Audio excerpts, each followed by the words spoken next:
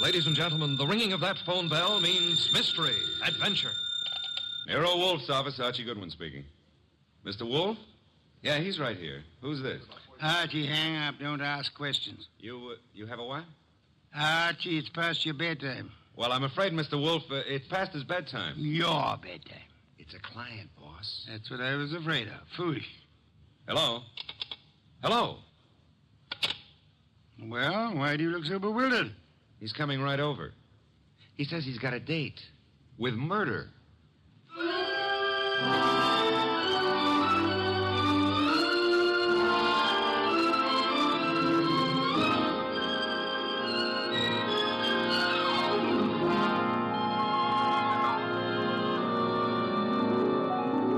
Ladies and gentlemen, it's the detective genius who rates the knife and fork, the greatest tools ever invented by man.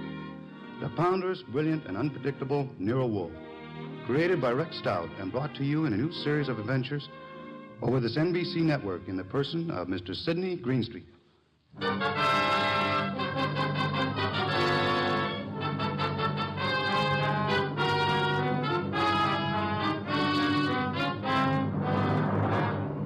Tonight's story, The Case of the Calculated Risk, was as strange and baffling as any Nero Wolfe had to deal with.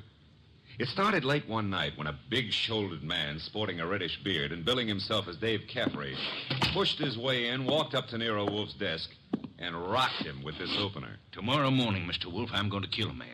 I beg your pardon, sir? I'm going to kill a man with these two hands.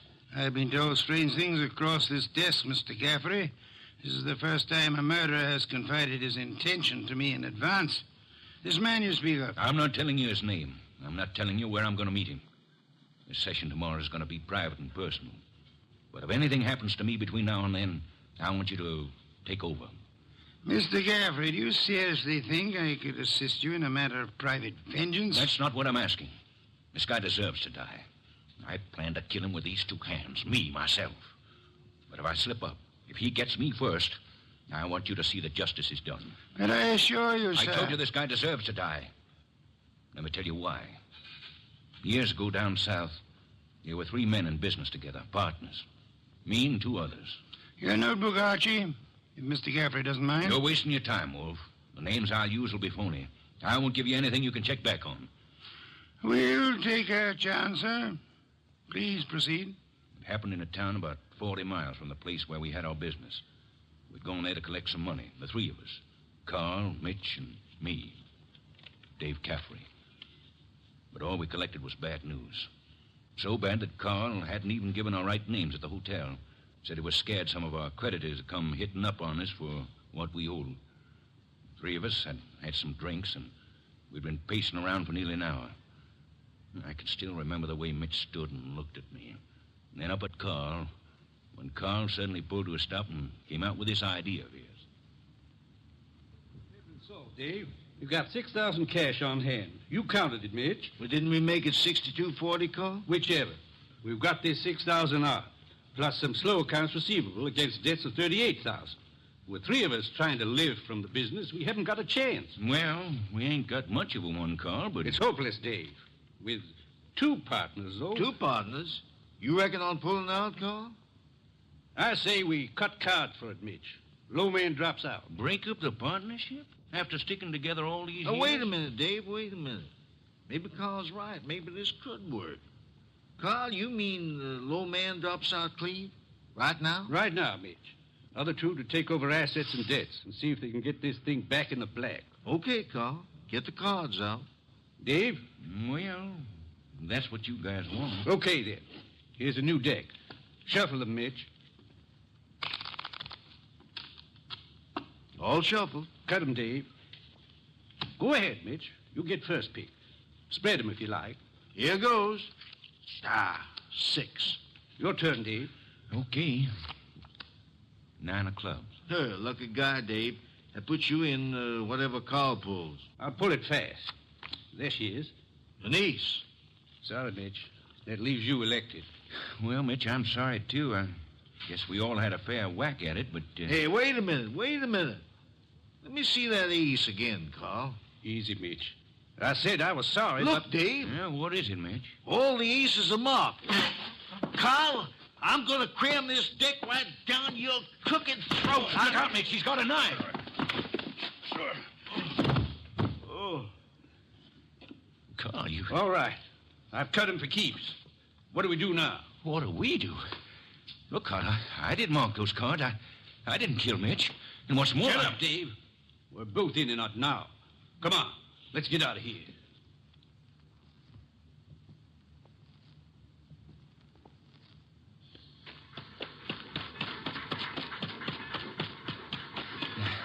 Now what, Carl? Look, Dave, this is where we split up. Two men together, easy to trace. You head one way, I go the other. Yeah, but the dough, I got no money. Here, I'll split up the 6,000. This is your half. Here, stick the envelope in your pocket. Now, grab that freight. Get set. I'll catch the next one going the other way. Get going, Dave!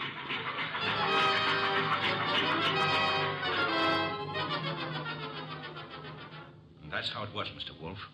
It all happened so fast that I...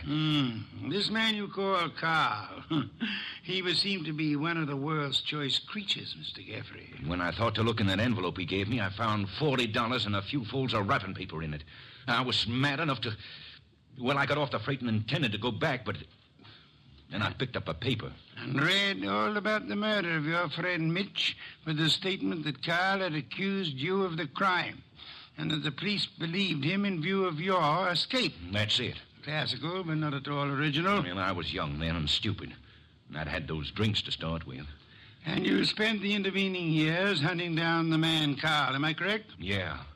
I tramped the country from east to west, from north to south. Tramped it for years, searching for him. And yesterday I located him. He's a big wheel these days up on that 37th floor of his. But tomorrow when I get... Yes, Mr. Gaffrey, the 37th floor of... Never mind what building. Now, wait a minute, Caffrey. If you expect Mr. Wolfe to help you... I don't want him to help me. I'll help myself. But if I slip up, I know Wolfe's reputation well enough to know that he'll never rest till this rotten, chiseling murderer is sitting in the chair. That's why I've come here. Just to provide a backstop in case my dear friend of long ago manages to get the best of me. How will we know? You see this envelope? Read what it says.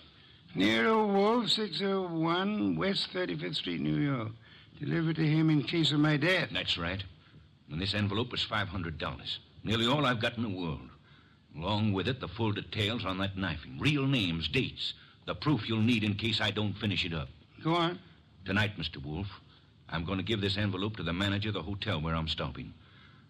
I'm calling on, well, Carl. Tomorrow at noon, right after his secretary goes to lunch.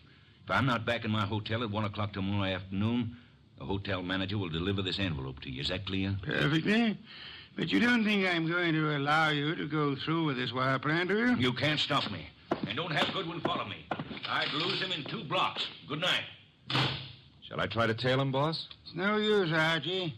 Get Inspector Kramer on the phone at once. I want the police to help us head off this murder.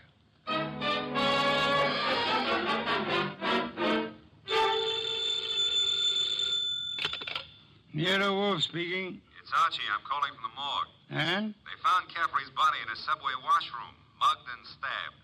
Wallet gone, pockets cleaned out, no envelope. Just 2 hours ago he was here. No envelope, eh? Gone. Witnesses? None so far. Homicide's calling it straight mugging and robbery. As it well might look, except for Except for a guy named Carl. How much do I tell Kramer? all of it. Ask the inspector to start queries throughout the South on the original killing. The original killing. Look. It's our best chance of getting a description of the man called Carr, the original killing and the partnership. Starting from, say, 8 years ago and working back to the middle 20s. Tell him to concentrate on towns and railway lines. Putting out pictures of Caffrey and... Pictures and dentistry. Fingerprints to Washington. Kramer will know. And if I come across a haystack, do I keep my eye out for needles? We are going to find Carl, Archie. We are going to find him if it takes from now till doomsday.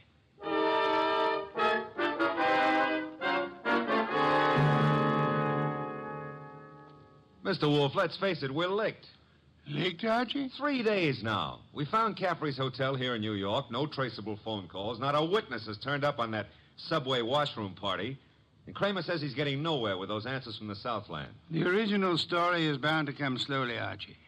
We are asking a check on the unsolved killings of a dozen states over a 20-year period. And what now? You start trudging, Archie, Trudging. through office buildings, through 37th floors of many office buildings. You keep trudging till we find him. Oh, now, wait a minute. Mr. Wolfe, this is a big city, remember? I might have to go through hundreds of buildings. This morning, Archie, the Municipal Reference Library informed me that there are exactly 34 buildings of 37 floors or higher in Manhattan. Now, when you rule out the United Nations building, hotels, and... Okay. Maybe not so many 37th floors, but lots of offices per floor. Maybe 40 or 50. Call it 30 times 40, and you've still got 1,200 to start with. And you don't know what kind of business, you don't know what Carl's real name is, you don't even know what he looks like. There could be 4,000 men like him. 4,000 affluent men, Archie? Yeah, well, all right. Caffrey said he was in the chips, though. You know, for a guy who'd been bumming around, that could mean anything from 10 grand a year up. Say, wait a minute, that cuts your field to 1,000. 1,000 tall men? Tall? I've been over those notes. Caffrey didn't say he was tall. As plainly as you could ask. Caffrey was almost your height, but he said Mitch stood and looked at me. And then he looked up at Carl. Up, Archie. That makes Carl your height or taller. Yeah. Well, maybe Caffrey and Mitch were sitting down, and Carl was, Caffrey told us the three were standing at the time. Check your notes. I've studied them. Okay. Maybe that does cut it down some. Yeah, it's still a lot of citizens that start checking for a southern accent. Don't rely on accent, Archie. Carl has had many years to lose any accent he might have had. Yeah, that's true. And so we narrow it, Archie. A man almost surely tall. A man not using the name he was born with. A man with an unexplained gap in his past. I ought to be able to reach right out and tap him. You go skeptical again, Archie. Well, it's still a pretty big haystack. Let's see if we can't trim it some more. On these building lists I've been going over, I've ruled out for now the members of professions requiring lengthy formal training. Medical men, lawyers, scientists of most kinds. Yeah, that's chopping it down, I'll admit that. I'll have further eliminations as we get into it. And I'm putting Saul Panzer on a second list this afternoon. Some of the credit references I'll handle by phone.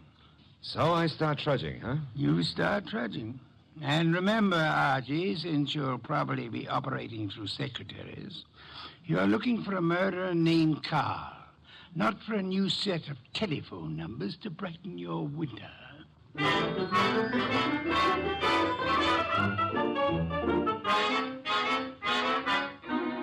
Tall? Well, I don't know what you're peddling, Goodwin, but if my boss put his elevator shoes on and stood on a box, he'd still be down somewhere around my necktie. If he stood on his money, though, we'd need a helicopter to get up near his shoelaces.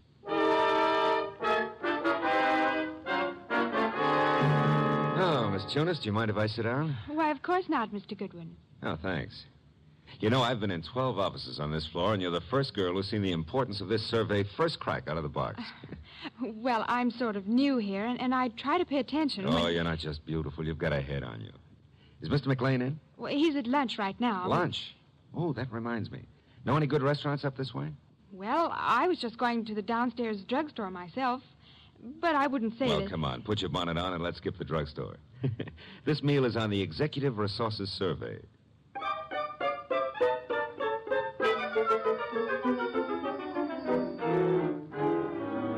There you are, boss. The boil down. Tinsley, McLean, Fernandez, Tesreau, and Kaplan. All five of them tall, all five a little misty in the background. You and Saul have done well, Archie. Very well. But I'm crossing off Fernandez and Kaplan. Why? The Credit Bureau report clears Fernandez, and Kaplan was on a special war job. The FBI x-rayed his record twice. Leaving J.P. Tinsley, Carson McLean, and Philip Tesreau, huh? I'd like to see all three here, Archie. Get them here one way or another.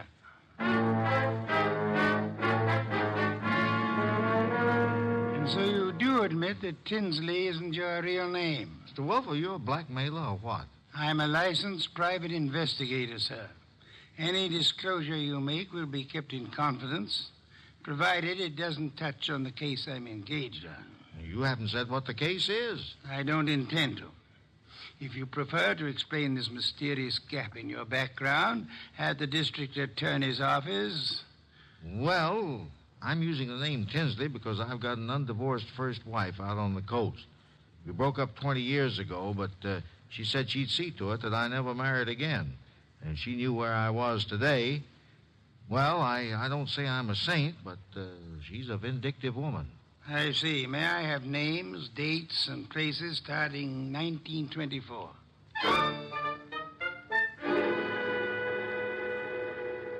I can't quite understand your interest, Mr. Wolfe.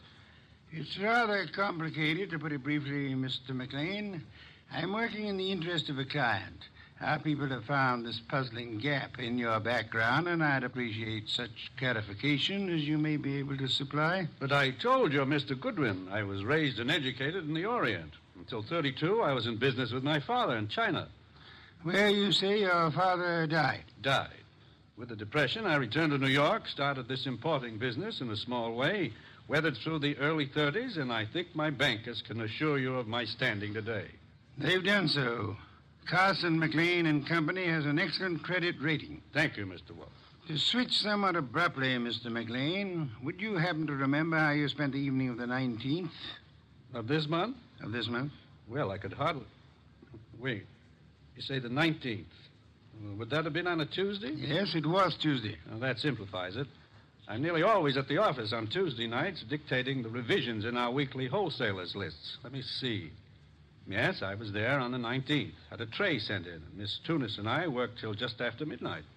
Miss Helen Tunis, the secretary Mr. Goodwin spoke of. She's been with me for 2 or 3 months. Miss Tunis can confirm this dictation on the night of the 19th? Of course. And Mr. Wolfe, your manner is so persuasive that I'd scarcely realize you're asking some extraordinary searching questions. May I ask why in the world you... If you'll indulge me, Mr. McLean, my prying is nearly concluded. You say you were in China until 1932.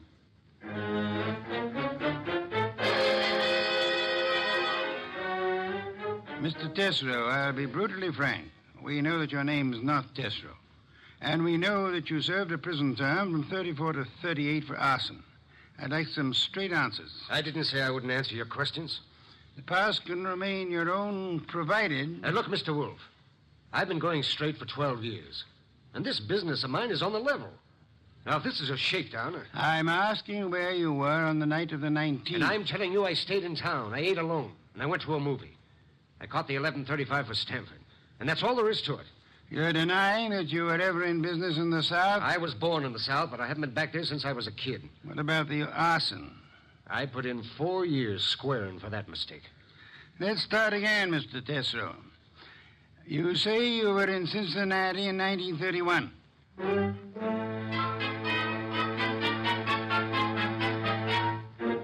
Okay, Mr. Wolfe, 3 candidates and we're still on the 1-yard line. Our 1-yard line.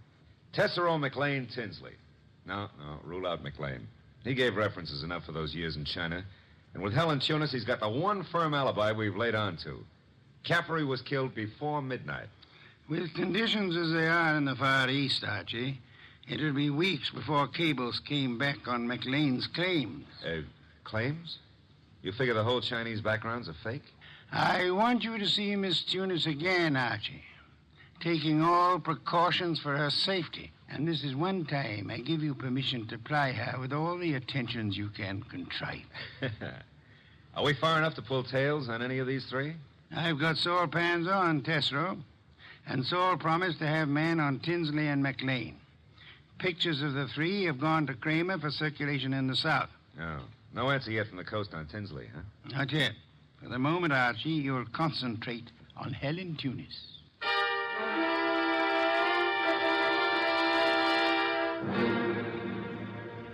Helen, I've got to see you tonight. I'd love to, Archie. Now, look, but... Helen, I phoned you to come out in the corridor this way because I didn't want McLean to know we're talking.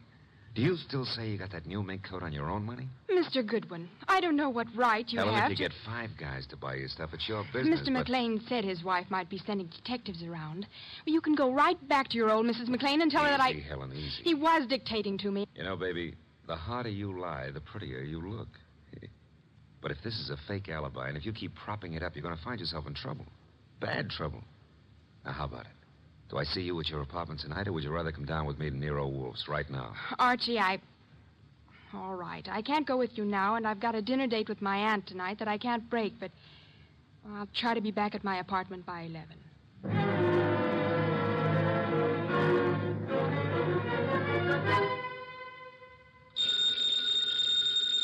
Archie. Nero Wolfe speaking. This is Archie, Mr. Wolfe. I'm at Helen Tunis's apartment.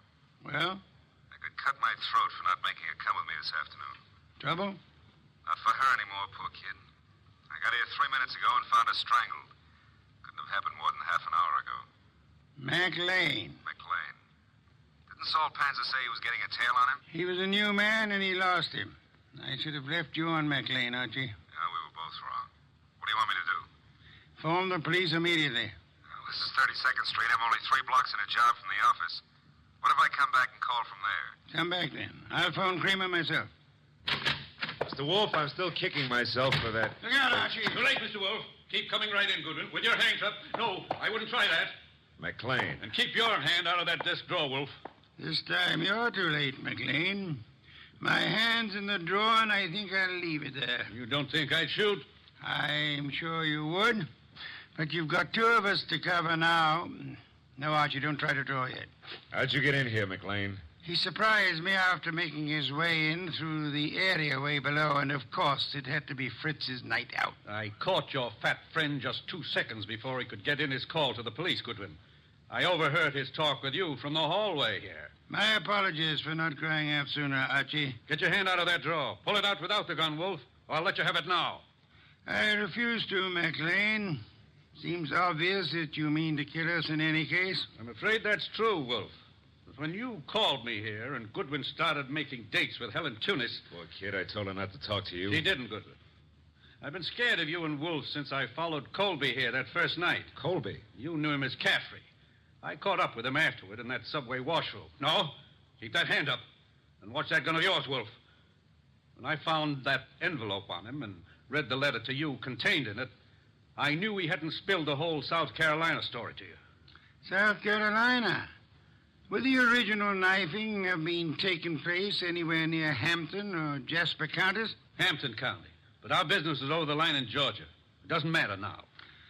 Pity, Archie. We learned this afternoon that we were growing warm on South Carolina.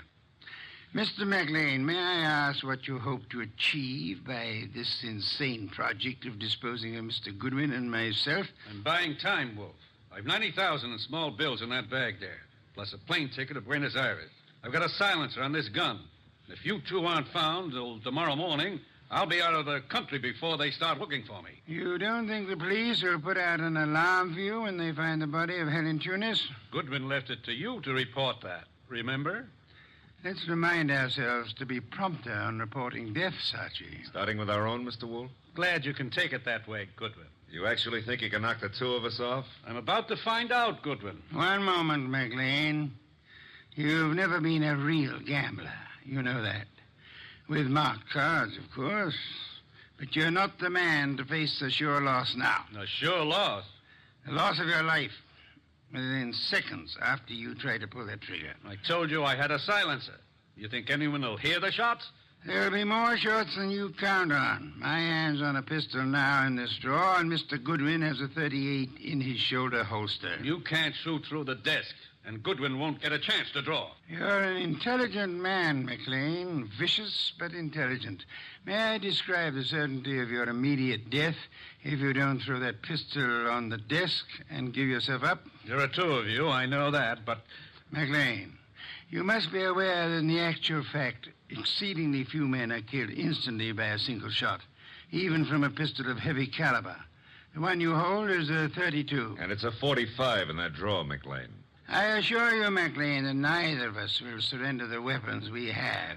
Should you start shooting, we'll both do our best to draw and keep firing till you're dead. You're stalling, Wolfe. What have I got to lose by trying for you both now? Your life? I'll correct that. The loss of some 6 or 8 weeks of your life, possibly months. Whatever the time necessary to bring you to trial and to convict you and execute you for the murders you've committed. Suppose I cancel you out and then take my chances with Goodwin.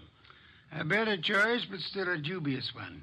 I'm fat, exceedingly fat. And for perhaps the first time in my life, I'm thoroughly grateful for that.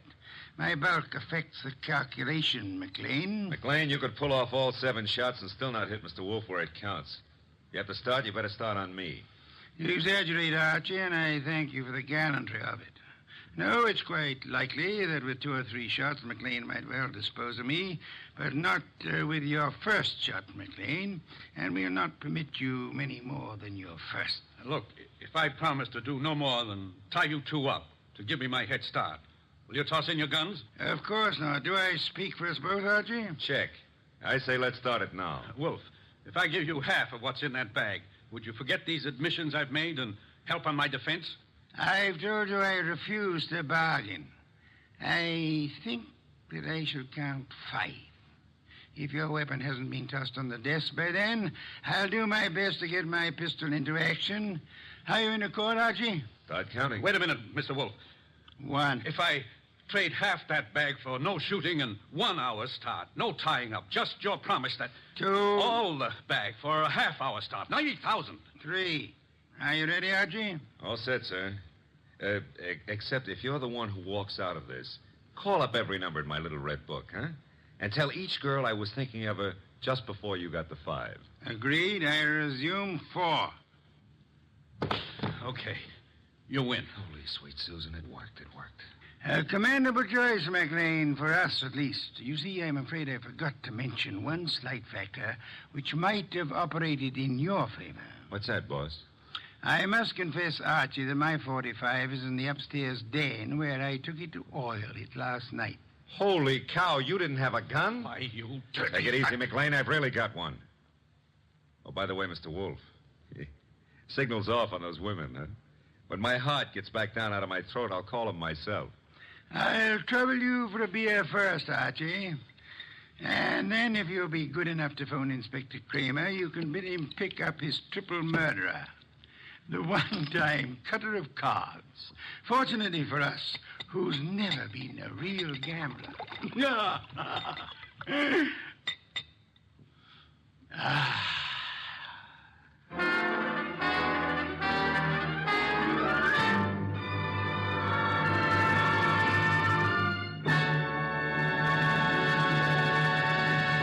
You have been listening to The New Adventures of Nero Wolfe, starring Sidney Greenstreet.